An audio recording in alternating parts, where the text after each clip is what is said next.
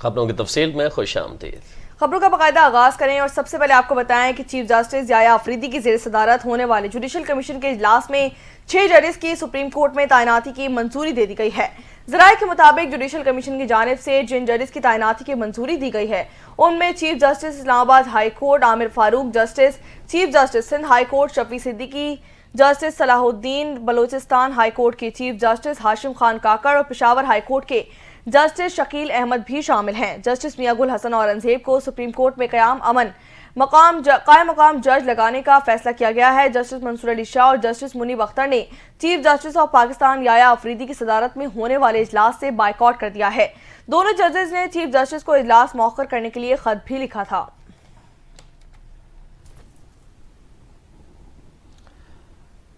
P T I رہنما barrister گوہر علی ظفر اور barrister Ali Zafar بھی جوڈیشل کمیشن اجلاس کا بائیکاٹ کر دیا ہے۔ سپریم کورٹ کے باہر میڈیا سے گفتگو کرتے ہوئے بیرسٹر گوہر نے کہا کہ جوڈیشل کمیشن اجلاس میں 8 ججز کا فیصلہ ہونا تھا۔ تحریک انصاف نے 26ویں ترمیم کے خلاف درخواستیں دائر کی ہیں جو التوا میں ہیں۔ جب تک 26ویں آئینی ترمیم کا فیصلہ نہیں ہوتا تب تک جوڈیشل کمیشن مؤخر ہونا چاہیے تھا۔ بیرسٹر گوہر کا کہنا تھا کہ جسٹس منصور علی شاہ اور منیب اختر نے خط میں کمیشن اجلاس مؤخر کرنے کا کہا۔ اجلاس مؤخر نہیں ہوا جس کے باعث ہم نے اجلاس میں شرکت نہیں کی۔ اس موقع پر گفتگو کرتے ہوئے بیرسٹر علی ظفر کا کہنا تھا کہ جب تک سینیورٹی کا فیصلہ نہیں ہوتا تب تک اجلاس مؤخر ہونا چاہیے تھا۔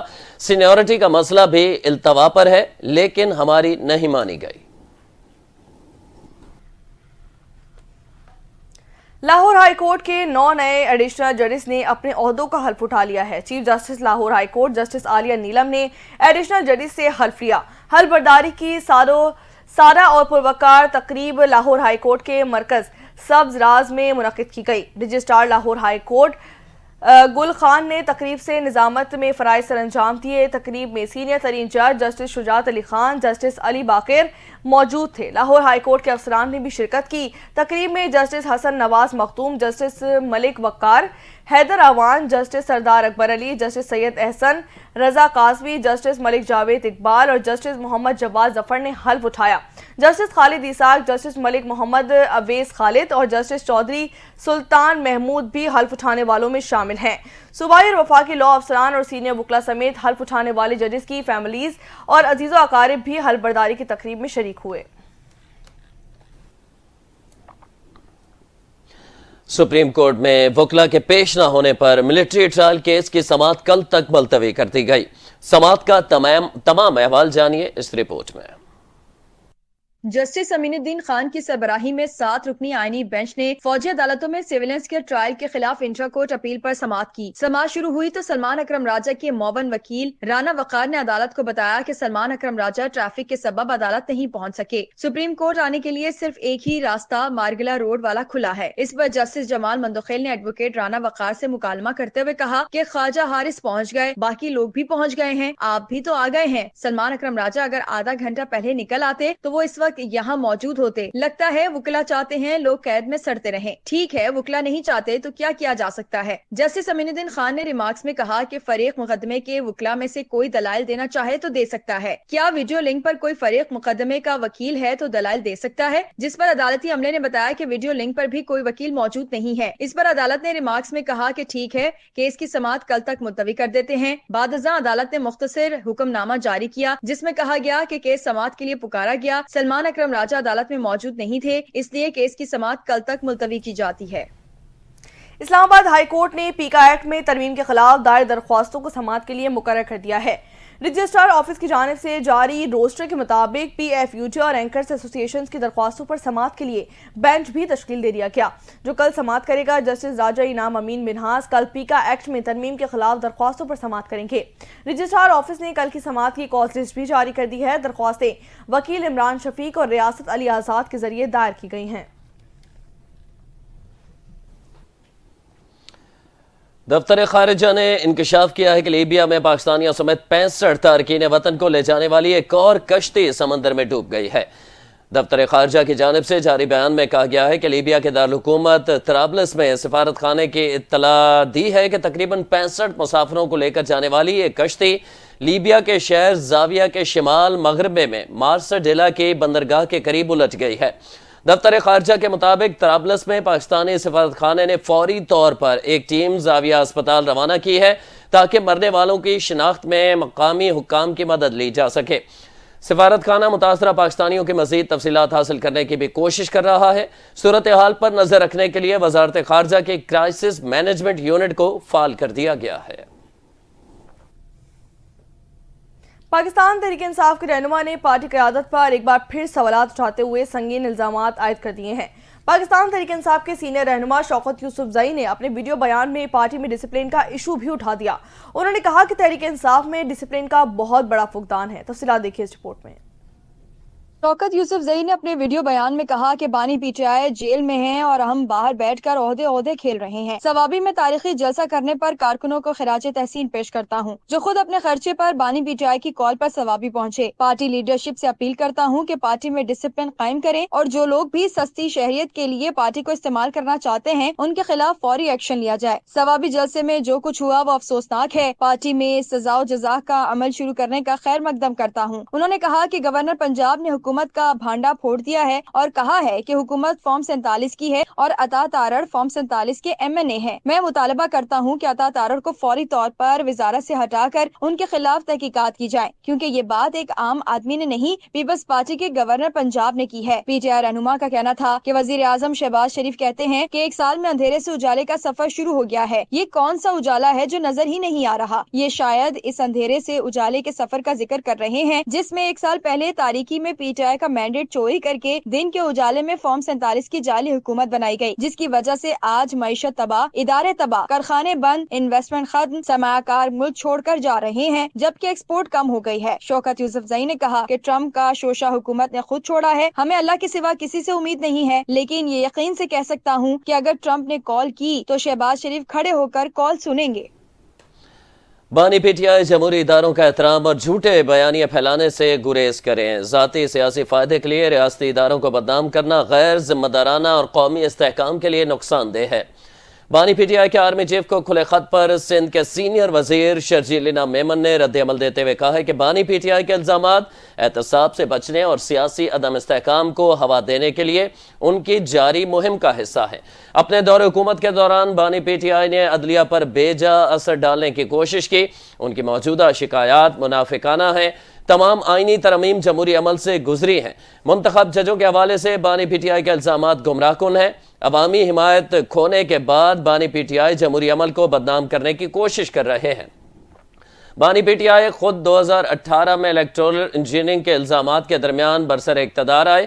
بانی پی ٹی آئی نے اپنے دور اقتدار میں ثاقب نثار کو استعمال کیا۔ بانی پی ٹی آئی اور ثاقب نثار کے گٹھ جوڑ کو عوام آج تک نہیں بھولی۔ شرجیل انعام میمن کا کہنا ہے کہ پاکستان کو ذاتی رنجشوں کی وجہ سے تفرقہ انگیز بیان بازی کی نہیں بلکہ سیاسی پختگی اور استحکام کی ضرورت ہے۔ مسلم لیگ نون کی کاوشیں رنگ لے آئیں۔ اسی حوالے سے پاکستان مسلم لیگ نون کے صدر میاں محمد نواز شریف اور وزیر اعلیٰ پنجاب مریم نواز سے پنجاب اسمبلی کے ارکان نے ملاقات کی اور وزیر اعظم شہباز شریف اور وزیر اعلیٰ پنجاب مریم نواز کی کاوشوں اور محنت کو سراہا۔ اس اہم ملاقات میں پنجاب ارکان اسمبلی نواز شریف اور مریم نواز کے درمیان کیا بات چیت ہوئی، دیکھتے ہیں اس رپورٹ میں۔ اور میں مسلم لیگ نون کے قائد نواز شریف اور وزیر اعلیٰ مریم نواز سے پنجاب اسمبلی کے ارکان نے ملاقات کی ہے۔ پارٹی کے سینئر رہنما سینیٹر پرویز رشید، رانا ثناء اللہ، پنجاب کی سینئر وزیر مریم اورنگزیب اور راشد نصر اللہ موجود تھے، جبکہ دیگر ارکان پنجاب اسمبلی بھی اجلاس میں شریک تھے۔ ارکان پنجاب اسمبلی نے اس اہم ملاقات میں وزیر اعظم شہباز شریف اور وزیر اعلیٰ مریم نواز کی کاوشوں اور محنت کو سراہتے ہوئے کہا کہ 1 سال میں صوبہ پنجاب کا ہر شعبہ ترقی کی طرف گامزن ہوا۔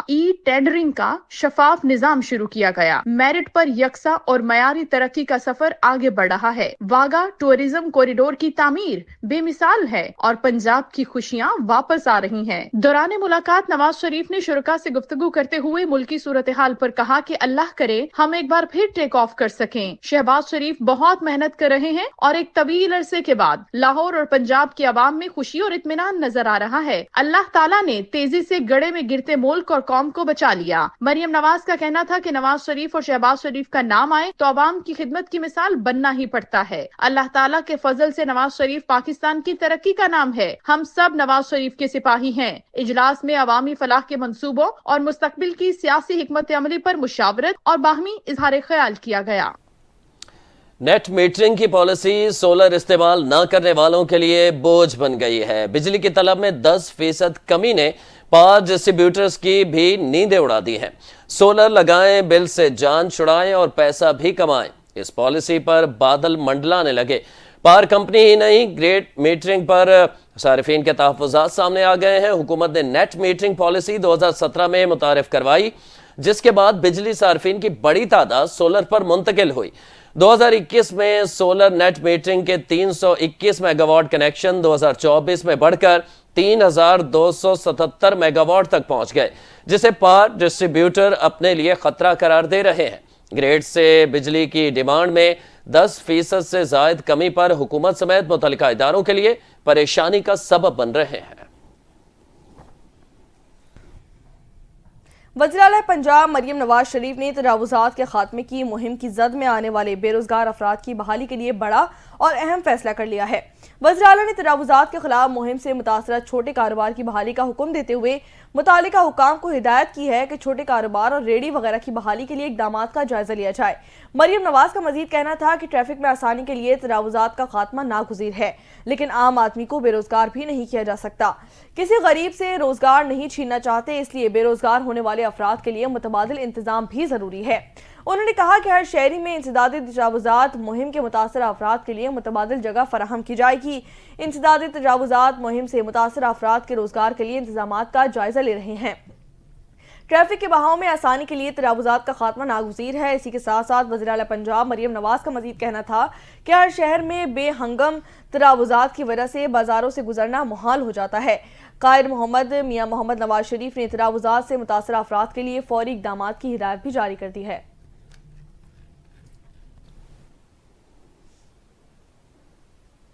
वज़ीर दाखिला मोहसिन नकवी का CDA और DHA के नए मुश्तरका सेक्टर मारगला इनक्लेव का दौरा, तरक्याती कामों का जायजा लिया। मारगला इनक्लेव के 50% तरक्याती काम 14 अगस्त और 100% काम 31 दिसंबर तक मुकम्मल करके मालिकान को प्लॉट्स का कब्जा देने का फैसला कर लिया गया। इस हवाले से तफसीलात जानते हैं। ब्यूरो चीफ लाहौर गौहर सईद हमारे साथ मौजूद है। गौहर, आगाह कीजिएगा। हाँ जी बिल्कुल, वज़ीर दाखिला मोहसिन नकवी CDA और DHA के नए मुश्तरका सेक्टर मारगला इनक्लूव के का दौरा किया गया है और मोहसिन नकवी का कहना है कि तरक्याती कामों की रफ्तार को तेज किया जाए और तरक्याती काम जल्द मुकम्मल करने के लिए तमाम वसाइल बरूएकार भी लाए जाएंगे और मारगला इनक्लूव के आसानी रास्ते रसाई के लिए नया रास्ता भी तामीर कराने की हिदायत की गई है। और मोहसिन नकवी की जानिब से रसाई का मुतबादिल रास्ते से वज़ीर आज़म हाउस से मारगला इनक्लेव तक फासला सिर्फ 5 मिनट तक होना चाहिए। उनका कहना था कि वज़ीर दाखिला मोहसिन नकवी का मारगला इनक्लेव के रास्ते में तजावुज़ात फौरी तौर पर हटाने जाने का भी हुक्म दिया गया है और बेहतरीन लोकेशन की वजह से शहरियों ने इस मंसूबे में गहरी दिलचस्पी भी जाहिर की है। और मोहसिन नकवी का कहना है कि इस मंसूबे में खूबसूरत लोकेशन के साथ शहरियों को तमाम मेयारी और जदीद सहूलियात फराहम की जाएंगी। और ब्रीफिंग के मुताबिक मारगला इनक्लेव के में झील भी बनेगी और मारगला इनक्लेव 10,000 किनाल अराजी में बन रहा है। 5 मरला, 10 मरला और 1 कनाल के प्लॉट्स रखे गए हैं और ब्रीफिंग के मुताबिक दरख्वास्तें जमा कराने की आखिरी तारीख 14 फरवरी है। जी ठीक है, बहुत शुक्रिया गौहर सईद। ट्रैफिक कवानीन की पाबंदी ना सिर्फ आपका पैसा और वक्त बचाती है बल्कि ये कानून की हुक्मरानी को भी मजीद मजबूत कर देती है। शहरी कायद में ट्रैफिक कवानीन की खिलाफ वर्जी पर ट्रैफिक पुलिस की जानिब से आयद भारी जुर्मानों के असरात अब सामने आने लगे हैं। शहरियों की बड़ी तादाद ने लाइसेंस ब्रांचेस का रुख भी कर लिया है। इसी हवाले से देखते हैं सरफराज मंसूरी की ये रिपोर्ट।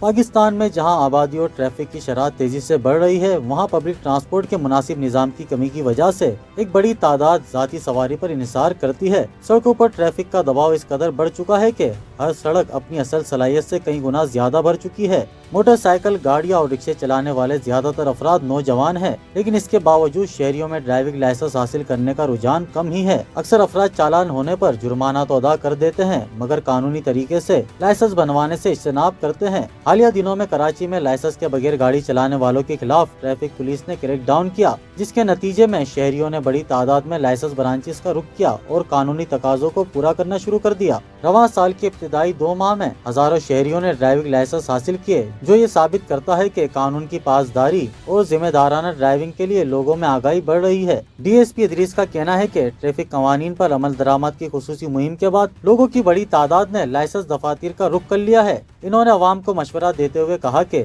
بھاری جرمانے سے بہتر ہے کہ لائسنس بنوا کر قانون کی پاسداری کرے اور اپنے پیسے بھی بچائیں۔ لائسنس بہت ضروری ہے۔ لائسنس جب دیا جاتا ہے جب اس کو پوری اویئرنیس ہوتی ہے۔ تو جب سے آئی جی صاحب نے مشن بنایا کہ جی لائسنس ایشو لوگوں کو زیادہ زیادہ دیے جائے، تو ہمارے پاس رش بھی آیا ہے اور لوگوں نے اس میں کافی لائسنس ہم ایشو بھی کر رہے ہیں۔ تو میں بھی ابھی لوگوں سے یہ ریکویسٹ کروں گا کہ نا وہ زیادہ سے زیادہ لائسنس بنائیں، اور جو چالان کی مد میں پیسہ دے رہے ہیں اس سے بہتر ہے کہ وہ اپنا لائسنس بنائیں اور اس سے بچیں۔ بہت آسانی سے لائسنس بن رہا ہے، کوئی ایسی پرابلم نہیں آتی ہے۔ اور اس کے لیے اب تو نا ہمارے ڈی آئی صاحب نے آن لائن لرننگ کا بھی کر دیا ہے، اور رینیول بھی جو ہے اس میں بھی رش ہوتا تھا وہ بھی آن لائن کر دیا ہے۔ تو ایسا کوئی پرابلم نہیں آ رہی اور لوگ ایزیلی لائسنس بنا کے جا رہے ہیں۔ لائسنس کی فیس ہے نا، دیکھیں اس میں نا 3 سال کا بھی ہوتا ہے، 5 سال کا بھی ہوتا ہے، تو اس میں نا مختلف اسی حساب سے نا ہم نے لائسنس تو بہت میکسیمم 2400-2500 روپے نا مطلب اس میں لگتے ہیں۔ تو جب نا اتنا ہے تو جرمانے بھی آپ کو پتہ ہے کہ کتنے ہو رہے ہیں، تو اس سے بہتر ہے کہ آپ اپنی ڈرائیونگ اچھی کریں اور ہمارے پاس آئیں، ہم آپ کا لائسنس بنائیں گے۔ دوسری جانب ڈرائیونگ لائسنس بنوانے والے شہریوں نے اپیل کی ہے کہ دوسرے لوگ بھی آئیں اور اپنے لائسنس بنوا کر قانون کی پاسداری کریں۔ یہاں پہ ڈرائیونگ لائسنس کی فیسلٹی بہت اچھی ہے، لوگ بہت کوآپریٹیو ہیں، یہاں پہ کسی کو پریشان ہونے کی ضرورت نہیں ہے۔ جس کو بنوانا ہے ڈرائیونگ لائسنس یہاں پر تشریف لائیں، آسانی سے آپ کا ڈرائیونگ لائسنس بن جائے گا۔ لگا کہ یہاں پہ بہت اچھی طریقے سے ہماری سیکورٹی کام کر رہی ہے، تو ہر چیز کا اچھا نظام آپ لوگوں کے سامنے ہے، تو اچھا لگا ہے۔ سارے تبدیلی چیک کریں، ہاں یہاں آئیں، اپنا لائسنس بنوائیں، پھر آپ چلان سے بچیں، ہر چیز سے بچیں، پھر آپ کو بلیم نہیں کر سکتے سیکورٹی کو، کیونکہ آپ اپنی طرف سے کلیئر ہوں گے۔ اس صورتحال سے یہ ظاہر ہوتا ہے کہ قانونی طور پر ڈرائیونگ لائسنس بنوانا شہریوں کی ذمہ داری ہے، جو نہ صرف قانونی تقاضوں کو پورا کرتا ہے بلکہ سڑکوں پر نظم و ضبط بھی قائم کرتا ہے۔ کیمرہ ٹیم کے ہمراہ سرفراز منصوری، اتھینٹک نیوز، کراچی۔ وزیراعظم شہباز شریف 2 روزہ دورے پر یو اے ای روانہ ہو گئے۔ وزیراعظم شہباز شریف دبئی میں ورلڈ گورنمنٹس سمٹ میں شرکت کریں گے۔ وزارت خارجہ کے ترجمان نے بتایا ہے کہ ورلڈ گورنمنٹ سمٹ میں عالمی رہنما، پالیسی ساز اور ماہرین شرکت کریں گے۔ وزیراعظم شہباز شریف سمٹ میں کلیدی خطاب کریں گے اور پاکستان کی معیشت، ڈیجیٹل ترقی اور حکومتی اصلاحات پر روشنی ڈالیں گے۔ اس کے علاوہ وزیراعظم متحدہ عرب امارات کے قیادت سے 2 طرفہ ملاقاتیں بھی کریں گے۔ وزیراعظم عالمی رہنماؤں، ملٹی نیشنل کمپنیوں کے سی ای اوز سے بھی ملیں گے۔ ترجمان دفتر خارجہ نے بتایا ہے کہ وزیراعظم دورہ پاکستان اور متحدہ عرب امارات کے درمیان شراکت داری کو مزید مستحکم کرے گا۔ پاکستان اور یو اے ای کے درمیان معیشت، تجارت، مختلف شعبوں میں قریبی تعاون ہے۔ دفتر خارجہ کا کہنا ہے کہ وزیراعظم شہباز شریف کا یہ متحدہ عرب امارات کا دوسرا دورہ ہوگا۔ وزیراعظم کا دورہ دونوں ممالک کے درمیان اقتصادی تعاون کے فروغ کے عزم کا اظہار ہے۔ پاکستان اور یو اے ای کے تعلقات باہمی اعتماد، بھائی چارے اور تعاون پر مبنی ہیں۔ یہاں آپ کو بتائیں کہ نائب وزیر اعظم اور وزیر خارجہ اسحاق ڈار کا ملیشیا کی وزیر خارجہ سے ٹیلی فونک رابطہ ہوا۔ مشرق وسطی خصوصاً غزہ میں انسانی بحران پر تبادلہ خیال کیا گیا۔ نائب وزیر اعظم اور وزیر خارجہ نے فلسطینی عوام اور مسئلہ فلسطین کے منصفانہ حل کے لیے پاکستان کی مستقل حمایت کا اظہار بھی کیا۔ ملیشیا کے وزیر خزانہ کو او آئی سی کے وزیر خارجہ کی کونسل کا غیر معمولی اجلاس بلانے کے لیے پاکستان کی حمایت سے آگاہ بھی کر دیا گیا۔ ضلع کرک میں سی ٹی ڈی پولیس اور دہشت گردوں کے درمیان فائرنگ کا تبادلہ، 5 دہشت گرد ہلاک ہو گئے۔ پولیس کے مطابق ڈی آئی خان کے علاقے کرک میر کلام بانڈا کے قریب CTD پولیس اور دہشت گردوں کے درمیان شدید فائرنگ کا تبادلہ ہوا۔ مقابلے کے بعد لاشوں کو DHQ ہسپتال منتقل کیا گیا۔ پولیس اور CTD نے مشترکہ طور پر انٹیلیجنس بیسڈ کارروائی کی تھی۔ دہشت گردوں کی ہلاکت کے بعد سیکورٹی فورسز نے علاقے کو گھیرے میں لے کر سرچ آپریشن بھی شروع کر دیا ہے۔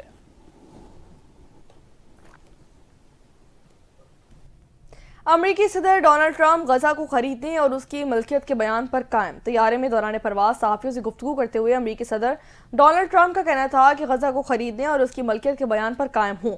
مشرق وسطیٰ کے دیگر ممالک کو زمین کے کچھ حصے دینے پر بھی غور کیا جا سکتا ہے تاکہ وہاں دوبارہ تعمیر کے عمل میں مدد دی جا سکے۔ ٹرمپ کا مزید کہنا تھا کہ فلسطینیوں کا خیال رکھیں گے، ان کا قتل نہیں ہونے دیا جائے گا۔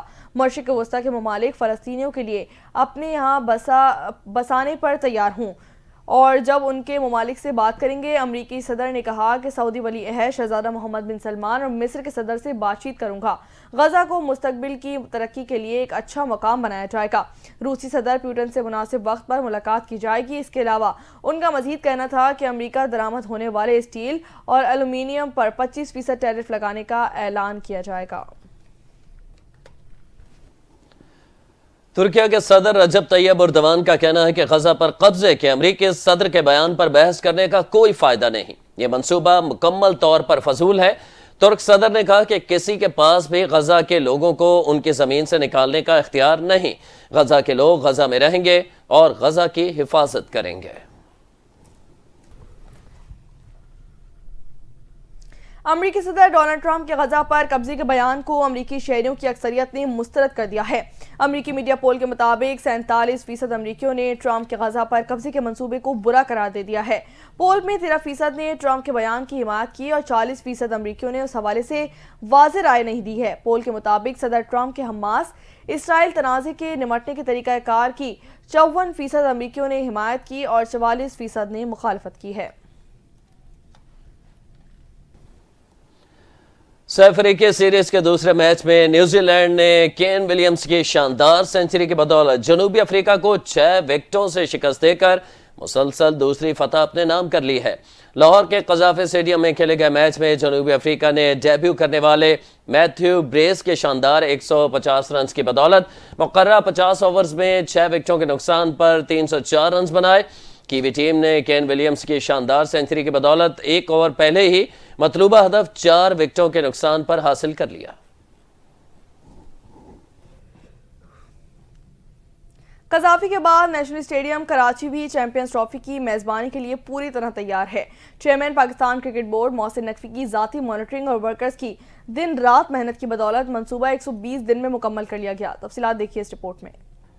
ایک اور یادگار شام کے لیے ہو جائیں تیار۔ نیشنل اسٹیڈیم کراچی کا افتتاح کل شام ہوگا، جہاں رنگا رنگ افتتاحی تقریب ہوگی۔ معروف گلوکار علی ظفر، شفقت امانت علی اور ساحر علی بگا اپنی آواز کا جادو جگائیں گے۔ آتش بازی اور لائٹ شو کا شاندار مظاہرہ ہوگا، جبکہ عوام کا داخلہ مفت ہوگا۔ چیئرمین PCB محسن نقوی کا کہنا ہے 28 ستمبر کو نیشنل اسٹیڈیم کے تعمیراتی کام کا آغاز ہوا اور الحمدللہ 31 جنوری کو تعمیراتی کام مکمل کر لیا گیا۔ پویلین عمارت کو مکمل گرا کر تعمیر کیا گیا، جبکہ ہر انکلوژرز میں نئی کرسیاں لگائی گئی ہیں۔ محسن نقوی نے کہا کہ نئی LED لائٹس، جدید اسکور سکرینز اور گرل نصب کی گئی ہے، جبکہ شائقین کرکٹ کے بہتر ویو کے لیے جنگلے ختم کر دیے گئے ہیں۔ تمام ہاسپٹیلٹی باکسز کی تزئین و آرائش، نئی رنگ روڈ اور پیڈیسٹرین برج کی تعمیر کی گئی۔ چیئرمین PCB محسن نقوی نے کہا کہ نیشنل اسٹیڈیم کراچی کی تعمیر میں حصہ لینے والے مزدوروں کی محنت کو سراہتا ہوں۔ FWO، نیسپاک، کانٹریکٹر اور PCB کی پوری ٹیم نے انت تک محنت سے کام کیا۔ محسن نقوی نے کہا کہ شائقین کرکٹ اور کھلاڑیوں کے لیے عالمی معیار کی سہولتوں کا اضافہ کیا گیا ہے۔ چیمپئنز ٹرافی کی ٹیمز کے کھلاڑیوں کو بہترین سہولتیں فراہم کریں گے۔ ادھر ICC چیمپئنز ٹرافی کا میلہ سجنے میں 8 روز شائقین کو ٹورنامنٹ کا شدت سے انتظار ہے۔ کرکٹ کی دنیا کی 8 بہترین ٹیمیں مد مقابل ہوں گی۔ افتتاحی میچ کراچی کے نیشنل اسٹیڈیم میں ہوگا، جہاں پاکستان اور نیوزی لینڈ کی ٹیمیں مد مقابل ہوں گی۔ ایونٹ کا ہائی وولٹیج ٹاکرا پاکستان اور بھارت کے درمیان 23 فروری کو دبئی میں ہوگا۔ چیمپئنز ٹرافی کے سنسنی خیز مقابلے کراچی، لاہور، راولپنڈی اور دبئی میں ہوں گے۔ کرکٹ میں کبھی کبھی ایسا لمحہ آ جاتا ہے جو مسکراہٹوں کا باعث بن جاتا ہے، یا یوں کہہ لیں کہ حریف کی سبکی مسکرانے پر مجبور کر دیتی ہے۔ حال ہی میں ایسا ہی کچھ بھارتی شہر کٹک کے اسٹیڈیم میں واقعہ پیش آیا۔ ایسا کیا ہوا، دیکھیے اس رپورٹ میں۔ دوسروں کا مذاق بنانے والے خود دنیا میں مذاق بن گئے. وہی بھارت جو پاکستان کے نو تعمیر شدہ قذافی اسٹیڈیم کا مذاق اڑانے میں پیش تھا، اب اپنی ناقص انتظامی صلاحیتوں کے سبب پوری دنیا میں مذاق کا نشانہ بن گیا. رتی شہر کٹک کے باراباتی اسٹیڈیم میں فیلڈ لائٹس کی خرابی کے باعث بھارت اور انگلینڈ کے درمیان دوسرا ون ڈے میچ 35 منٹ تک رک گیا. نتیجتاً کھلاڑیوں کو کھیل روک کر میدان چھوڑنا پڑا اور شائقین مایوسی کا شکار ہو گئے. یہ واقعہ شام 6:15 بجے پیش آیا جب اچانک کچھ فیلڈ لائٹس بند ہونے لگی. پہلے تو یہ ایک لمحاتی خرابی لگی، لیکن جیسے ہی انگلینڈ کے فاسٹ بولر ثاقب محمود نے بھارتی کپتان روہت شرما کو گیند کروانے کی تیاری کی، روشنی مکمل طور پر چلی گئی اور پورا اسٹیڈیم اندھیرے میں ڈوب گیا. اندھیرا چھانے کے بعد میدان میں موجود شائقین شدید بے چینی کا شکار ہو گئے. کچھ نے اپنی موبائل فلیش لائٹس آن کر کے اسٹیڈیم کو روشن کرنے کی کوشش کی، لیکن اس سے صورتحال میں کوئی خاص فرق نہ پڑا. اسی دوران اسٹیڈیم میں بد نظمی بھی دیکھنے کو ملی اور جب تماشائی قابو سے باہر ہونے لگے تو پولیس نے صورتحال سنبھالنے کے لیے لاٹھی چارج کر دیا. میچ کے تعطل پر اسٹیڈیم انتظامیہ کی جانب سے ایک وضاحتی بیان جاری کیا گیا جس میں بتایا گیا کہ فیلڈ لائٹس کے جنریٹر میں خرابی پیدا ہو گئی تھی. انتظامیہ کے مطابق جیسے ہی جنریٹر فیل ہوا انہوں نے بیک اپ جنریٹر آن کرنے کی کوشش کی، لیکن کنیکشن منتقلی میں وقت لگنے کی وجہ سے 35 منٹ کی تاخیر ہوئی. دلچسپ بات یہ ہے کہ انتظامیہ کے مطابق پچھلے 5 دنوں سے فیلڈ لائٹس کی ٹیسٹنگ جاری تھی اور کوئی مسئلہ سامنے نہیں آیا تھا، لیکن این میچ کے دوران خرابی نے 5 دن کی محنت کا پول کھول دیا. یہ واقعہ بھارتی کرکٹ بورڈ کے انتظامی دعووں پر بڑا سوالیہ نشان لگا چکا ہے. اور اسی کے ساتھ نیوز بلیٹن سے فی الوقت 7 بجے دوبارہ حاضر ہوں گے ہیڈ لائنز کے ساتھ. دیکھتے رہیے NTN.